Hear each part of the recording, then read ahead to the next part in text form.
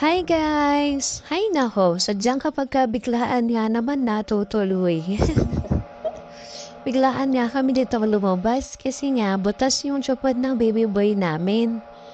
Sabi nga naman namin ni Papa kaysa mag-order na naman kami online. Pasyal na lang kami. Bili na lang namin sa mall, sa Jane na lang kung saan meron. Para makatipid na rin. Tsaka makalabas din sila mama tsaka si nanay. Haha. Dinahilan pa talaga yung support ni Simon, no? Gusto lang naman talaga namin mamasyal. Tsaka mag-grocery na rin. Kada pasyal nga namin dito sa SM Rosales, hindi sila nakaka-pasyal dito na hindi nakakadaan sa Kitsuna. Kaya doon na lang namin sila iniwan para makapag-concentrate din kami sa grocery. Siyempre, kasama ko si mama tsaka si nanay. 2 weeks nga kami hindi nakauwi na haraan, kaya naubos talaga yung stock sa bahay.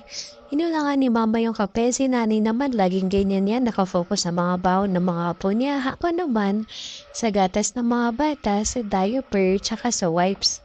Tapos yung tubig talaga, priority ko din yung mga yon. Tapos yung iba, mga condiments na sa bahay at mga kailangan sa bahay.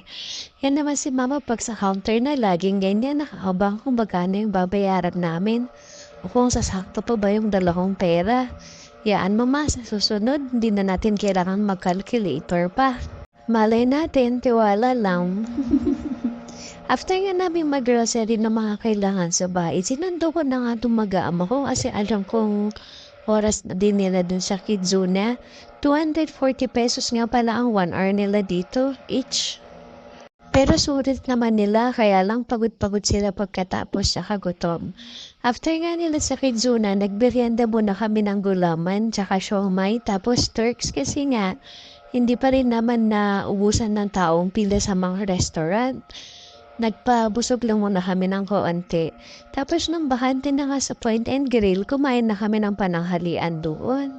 Sinulit talaga namin nakasama ang mga lola ng mga bata kasi ganitong mga panahon lang din naman sila nakakapahinga kasi araw-araw nga naman hatid sundo sa school, mag-prepare ng baon, maglaba, mag-asikaso sa mga anak namin. Sobrang effort talaga sila sa mga bata, kaya naman pag may mga pagkakataon ganito, nag-e-effort din kaming mag-asawang makabawi sa kanila kasi wala naman silang hinihinging pera o kung ano man. Basta mahal lang na talaga nila yung mga apo nila, tapos gusto nila kaming tulungan kasi nag-work na kaming mag-asawa. Katabi nga ng Point and Grill Tonggong, nakita na naman ng anak kong panganay, si Sofia. Tapos gusto dito man nila mama na tikman din, kaya trinay na din namin para ito na yung dessert namin, tsaka inumin, milk tea nga. Tapos may mga pearls siya, okay naman, masarap. Super sulit ng araw na to.